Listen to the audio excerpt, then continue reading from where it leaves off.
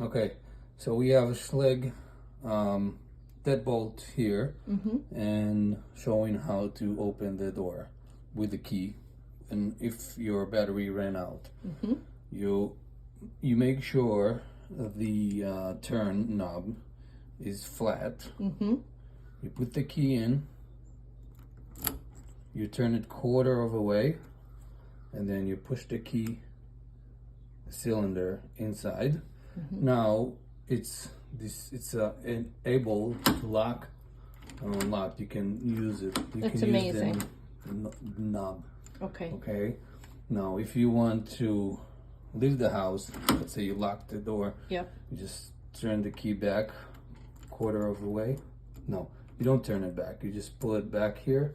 Then you turn, and then you take out the key, and then you can turn it as much as you want, but it won't open. Okay. So if you want to do it again, you just put the key in. When you want to open the door, put the key in, turn it, quarter, push,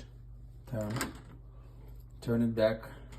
I mean, push it in, pull it back, turn it, and then. Amazing. All right. Okay. Thank